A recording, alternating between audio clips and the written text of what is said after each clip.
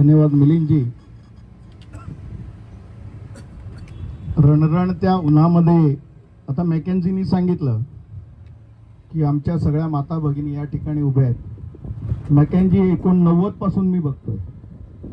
वसईच्या आमच्या रणरागिणी पाणी आंदोलन, आमच्या मॅडम कुठे गेल्या, 88-89 पासून ते आजपर्यंत आमच्या या माता भगिनी सगळ्या आंदोलनामध्ये, ते गावं वगळण्याचा असेल, ते सिडकोच्या विरोधातलं असेल, ते पाण्याच्या विरोधातलं असेल आणि आता महानगरपालिकेच्या अन्यायाच्या विरोधातलं असेल. त्यामुळे आमच्या स्थानिकांच्या पाचवीला आंदोलनच कायम पुजलं आहे अशा पद्धतीची परिस्थिती आलेली आहे. आज महापालिकेमध्ये जन आंदोलनाच्या खांद्याचा वापर करून पुढे गेलेली लोक उपमहापौर पदापर्यंत बसलेली आहेत. पण स्थानिकांना आजही रणरणत्या उन्हात बसावं लागतं. आपण माझा महासभेतला विषय तुम्ही ऐकला असेल, पाण्याच्या संदर्भातलं मी डिटेलमध्ये बोललेलो आणि तुम्हाला सांगतो हे सगळं बोलतो म्हणून महापालिकेचं लाईव्ह बंद केलं. कारण हे सगळे विषय लोकांसमोर येतात. या ठिकाणी तुम्ही 4 विषय घेतलेले आहेत. पिण्याच्या पाण्याचा जो प्रश्न आहे, म्हणजे अजितदादा पवार त्यावेळेला जलसंपदा मंत्री असताना आपल्याकडे ठिकठिकाणी नारळ फुटले. त्यानंतर 2009 नंतर विवेक भाऊ पंडित आमदार असताना टाक्या उभ्या राहिल्या, 13 पर्यंत टाक्या उभ्या राहिल्या. MGPचं पाणी येणं अपेक्षित होतं, परंतु त्यावेळेला 4 नगर परिषदा अस्तित्वात होत्या. त्या 4 नगर परिषदांचा आणि जीवन प्राधिकरणाचा एक करार झालेला. 21.26 MLD पाणी या 69 गावांच्या पाणी योजनासाठी देणं होतं. हे 4 नगर परिषदांनी देणं होतं, परंतु 4 नगर परिषदांनी पहिलं सांगितलं की आमच्याकडे पाणी नाही आहे.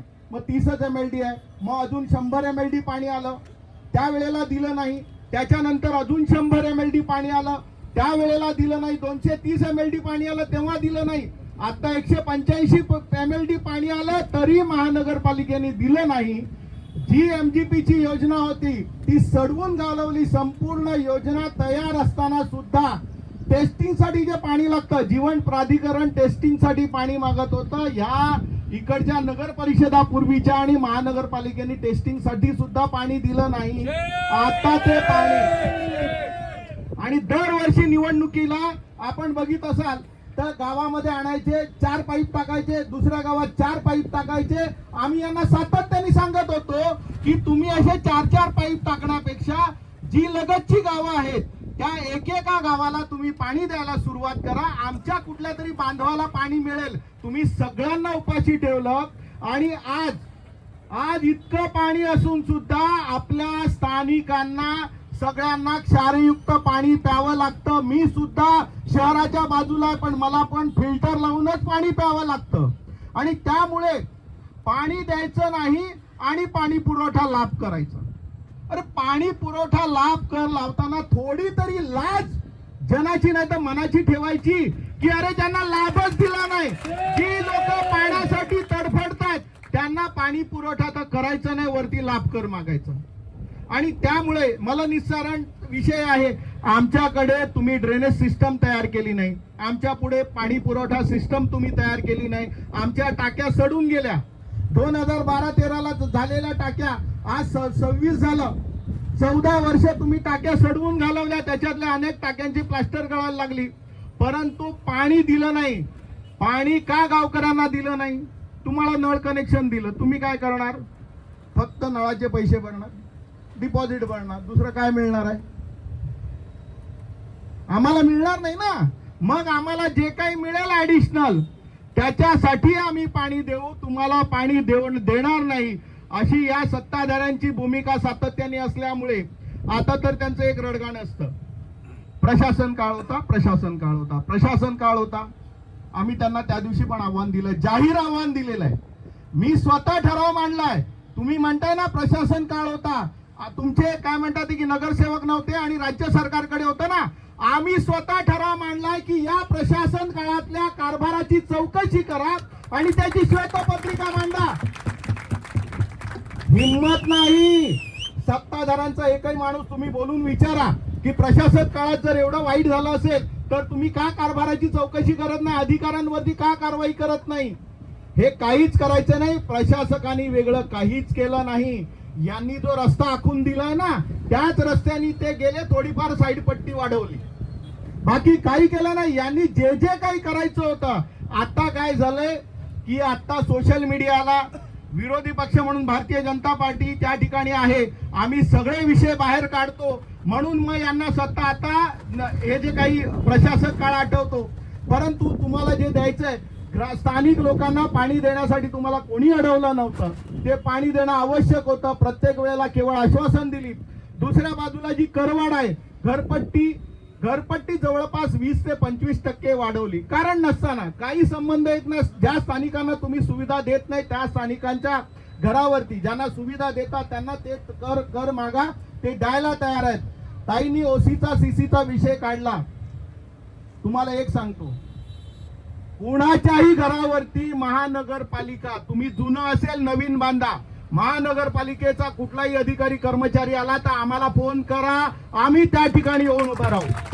या स्थानिकाला, या ठिकाणी स्थानिक भूमिपुत्राला घर बनवण्यासाठी तुम्ही अडवू शकत नाही, कारण त्यांच्याच जागेवरती हे सगळं शहर वसलेलं आहे. त्यामुळे आमच्याकडे आम्ही फार कमी अल्पभूधारक आहोत. कुणाकडे 2 गुंठे, कुणाकडे 4 गुंठे, त्याच्यामध्ये 4 फॅमिली, अर्धा गुंठा आहे. अर्धा गुंठ्यामध्ये त्या माणसाने घर बांधायचं की तुमचे सगळे नियम पाळायचे. त्यामुळे तो गरजेपुरता घर बांधतोय. तो काही कुठल्याही पद्धतीचं अनधिकृत बांधकाम करत नाही, तो कुठे कमर्शियल नाही, तो बिल्डिंग बांधत नाही. आणि त्यामुळे मिलिंदजी, हा जो विषय आहे, मॅडमनी पण सांगितला, महापालिकेने सत्ताधाऱ्यांनी ठराव आणावा. आम्ही त्या ठरावाला संपूर्ण पाठिंबा देऊ आणि तुम्ही घरं नियमाकुलन करण्यासाठी राज्य सरकारकडे आमचे दोन्ही आमदार, खासदार आणि 44 नगरसेवक हे सगळे पाठपुरावा करतील, तुमच्या सोबत असतील. आणि हे सगळं बोलण्यापुरता नाही तर हे आम्ही प्रत्यक्ष करू. जर सत्ताधाऱ्यांनी नाही आणला ठराव तर आम्ही पुढच्या 2 महासभेमध्ये खाली प्रस्ताव आणू या सगळ्या विषयावरती आणि सत्ताधाऱ्यांना याला अनुकूल करायला भाग पाडू. शेवटी या ठिकाणी आपण वर्षानुवर्ष राहणारी लोक आहेत. आमच्या स्थानिकांच्या फार काही अपेक्षा नाही आहेत. त्यांना काय उड्डाण पूल नकोय, त्यांना काही विमानतळ नकोय, त्यांना आम्हाला पाणी द्या, चांगला रस्ता द्या. वसईत बुडणारी जी वसई आहे, जे मोठे मोठे नाले होते, खाड्या होत्या, या सगळ्या बुजवल्या, अतिक्रमण केलं. 2018 साली पहिल्यांदा पूर मोठा आला. निरी IITचा अहवाल आला. पहिला 12 कोटी दिले, मग अजून अभ्यास करण्यासाठी 6 कोटी 18 कोटी दिले. आणि ते 18 कोटी आणि तो अहवाल जसाच्या तसा बासनात गुंडाळून ठेवला. त्याच्यानंतर अनेक बांधकामं झाली, अनेक अतिक्रमणं झाली, परंतु त्याच्यावर कुठलीही कारवाई झाली नाही. मिलिंदजी आणि या सगळ्या लोकांना सांगतो, आता तुम्हाला पुढच्या काही दिवसात कळेल, या महापालिकेमध्ये एकही विभाग असा नाही आहे की ज्या ठिकाणी यांनी पैसे नाही खाल्ले. एक विभाग नाही. पाणी पुरवठा असेल, घन कचरा असेल, स्वच्छता असेल, औषध फवारणी असेल, आणि सगळ्यात दुर्दैव आणि दुःख हे आहे की महापौर मॅरेथॉन मध्ये यांनी सुद्धा पैसे खाल्ले. ते पण विचार आम्ही बाहेर काढतो. अरे कुठे काय खायचं, याला काही मर्यादा असते. आणि त्यामुळे आणि FSIचा विषय आहे, मिलिंदजींनी सांगितलं, तो जो हरित पट्टा आहे, सिडकोच्या आराखड्याप्रमाणे हा भाग हरित पट्टा आहे. परंतु नवीन जो UDCPR आला तो 33% FSIचा, तो 1 FSI झाला. 0.3चा FSIचा 1 FSI झालाय. परंतु आपली मागणी आहे की तो पुन्हा एकदा 0.33 FSI असायला पाहिजे. म्हणजे आमचा जो ग्रीन झोन आहे तो ग्रीन झोन जसाच्या तसा राहील. या वेळचा जो आता नवीन आराखडा, आता त्याची तयारी सुरू आहे, त्या नवीन आराखड्यामध्ये आपला आग्रह आहे की 0.33 FSI पुन्हा एकदा करावा. आणि हा सगळा झोन जो आहे हा प्लांटेशन झोन करावा. हा प्लांटेशन झोन ठेवून महापालिका किंवा कोणी उपकार करणार नाही, कारण या वसईला ऑक्सिजन पुरवण्याचं काम आपला हा हरित पट्टा करतोय. त्यामुळे महापालिकेने आणि प्रशासनाने, सत्ताधाऱ्यांनी हा प्लांटेशन झोन सातत्याने तसाच ठेवायला पाहिजे, जेणेकरून या वसईचं जे आरोग्य, बिघडलेलं आरोग्य आहे ते चांगलं राहील. त्यामुळे या जे काही विषय आहेत, तुम्ही आता ताईंनी सांगितलं, त्याच पद्धतीने मिलिंदजींनी सांगितलं, मॅकेन्झी आहे इकडे, आणि हे सगळे म्हणजे आता उल्लेख झाला. मी या सगळ्या गावाच्या आंदोलन असेल, त्याच्या अगोदरचा असेल, हे सगळं आंदोलन जवळून बघितलेलं आहे, त्याचा एक भाग राहिलेलो आहे. आणि आता सुद्धा मी विरोधी पक्षनेता म्हणून कोणी राजकारणाचा विषय नाही, पण या ठिकाणच्या नागरिकांना, या स्थानिक असतील किंवा या ठिकाणचे नागरिक आहेत, त्यांना मूलभूत सुविधा मिळायला पाहिजेत, म्हणून आमचा लढा सुरू आहे. आणि ह्या ज्या ठिकाणचे जे भूमिपुत्र आहेत त्यांची वाजवी मागणी आहे, त्यांच्या फार काही अपेक्षा नाही आहेत. त्यामुळे ज्या ज्या तुमच्या मागण्या आहेत, या सगळ्या मागण्यांना भारतीय जनता पक्षाचा कायम पाठिंबा असेल. आम्ही तुमच्या सोबत असू. त्यामुळे जे काही विषय असतील, या राज्य सरकारचे विषय असतील किंवा महापालिकेचे विषय असतील, जे जे विषय तुम्ही आमच्या समोर घेऊन याल, त्या त्या विषयाला न्याय देण्याचं काम भारतीय जनता पक्ष आम्ही आमच्या ताकदीने करणार आहोत. आता आम्ही 16 तारखेला भारतीय जनता पक्षाच्या वतीने एक मोर्चा आयोजित केलेला आहे. आता काही लोकांचा प्रश्न असतो की संडेला का, रविवारी का? या शहरी भागातल्या आणि ग्रामीण भागातले आमचा जो जास्तीत जास्त लोक आहेत, हे वर्किंग क्लास आहे, नोकरीवाले लोक आहेत. त्यांना सहभागी व्हायचं होतं. लोकांनी फोन करून करून विनंती केली की तुम्ही रविवारी ठेवा, आम्हाला सगळ्यांना सहभागी व्हायचं आहे. त्यामुळे आम्ही रविवारी हा मोर्चा ठेवलेला आहे आणि लोकांचा प्रचंड असा प्रतिसाद आहे. आम्हाला प्रशासनाला आणि सत्ताधाऱ्यांना हे दाखवून द्यायचं आहे की तुम्ही एका बाजूला कर वाढवता, दुसऱ्या बाजूला तुमची लूट सुरू आहे, तिसऱ्या बाजूला लोकांना सुविधा देणार नाही. हा अन्याय इतकी वर्ष, 30 वर्ष लोकांनी सहन केला. याच्या पुढे हा अन्याय लोक सहन करणार नाहीत आणि आम्ही एक प्रतिनिधी म्हणून याला वाचा फोडतोय. त्यामुळे आज एक विरोधी पक्ष नेता नाही, तर तुमच्यातला एक कार्यकर्ता, तुमचा मुलगा हा एक भूमिपुत्र म्हणून या स्टेजवरती उभा आहे.